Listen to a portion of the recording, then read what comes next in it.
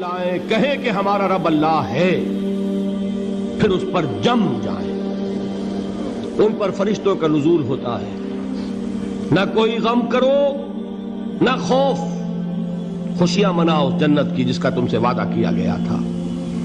اللہ کی ربوبیت پر اطمینان جب انسان کو ہو جاتا، میرا رب اللہ ہے، ربی اللہ، انسان کے لیے نہ کوئی کھٹکا، نہ کوئی خطرہ، نہ کوئی خوف، نہ کوئی حزن۔ جو کچھ ہو رہا ہے کس کے اذن سے ہو رہا ہے؟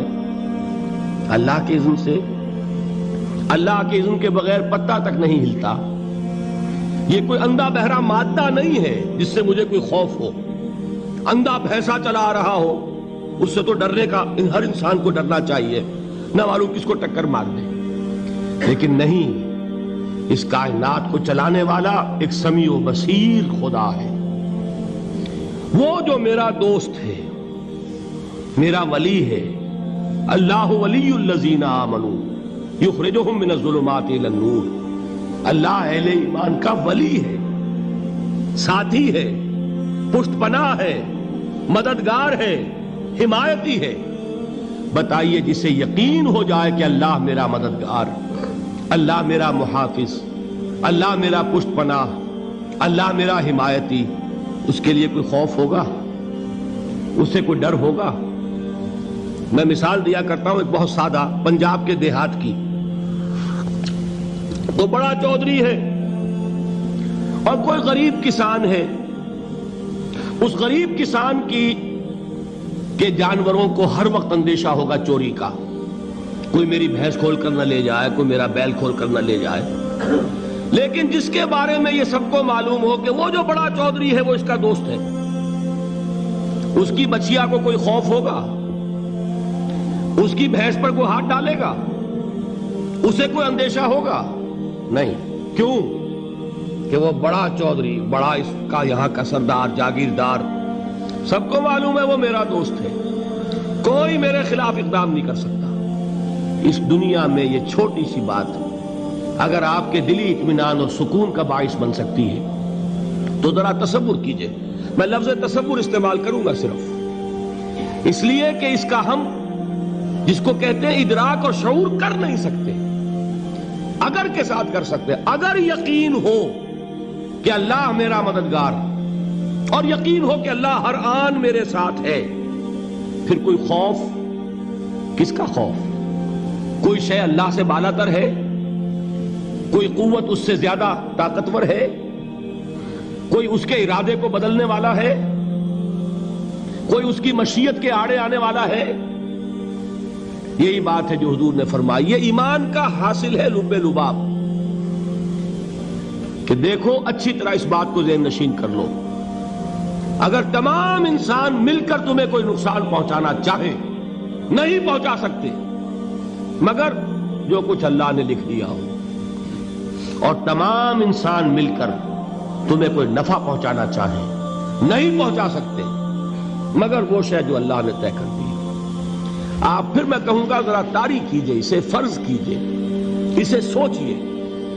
اگر اس حدیث پر ہمارا دل ٹھکا ہوا ہو تو کسی سے ڈر ہوگا؟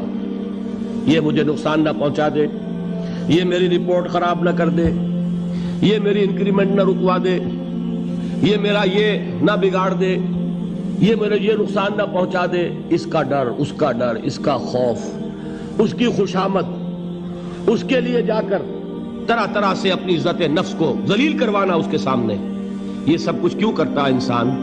جب سمجھتا ہے کہ اس کے ہاتھ میں میرا کوئی نفع ہے، اس کے ہاتھ میں میرے لیے کوئی ضرر ہے، یہ مجھے کوئی غضب پہنچا سکتا ہے، یہ مجھے کوئی نقصان پہنچا سکتا ہے، یہ میرا کوئی کام بنا سکتا ہے، یہ میری کوئی ضرورت پوری کر سکتا ہے، اسی کا نام شرک ہے۔ جہاں آپ نے یہ سمجھا کہ غیر اللہ کے اندر کوئی طاقت موجود ہے، وہی شرک ہے۔ بتوں سے تجھ کو امیدیں، خدا سے نومیدی، مجھے بتا تو صحیح اور کافری کیا ہے؟ شرک تو یہ ہے جس پر بھی تمہیں یہ خیال ہے، کلمہ ہے یہ کلمہ سوم، لا حول ولا قوت الا باللہ، ذرا اس پر دل کو کبھی اگر آپ تصور کریں، پھر فرض کریں، دل ٹھک جائے اس پر، کوئی طاقت نہیں۔ یہی بات تھی جو شیخ عبد القادر جیلانی رحمۃ اللہ علیہ نے اپنی وصیت میں اپنے بچے سے کہی.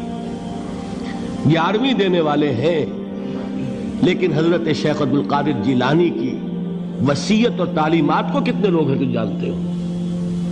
یہ جن مقامات تک پہنچے ہیں وہ کس چیز کی بدولت پہنچے ہیں؟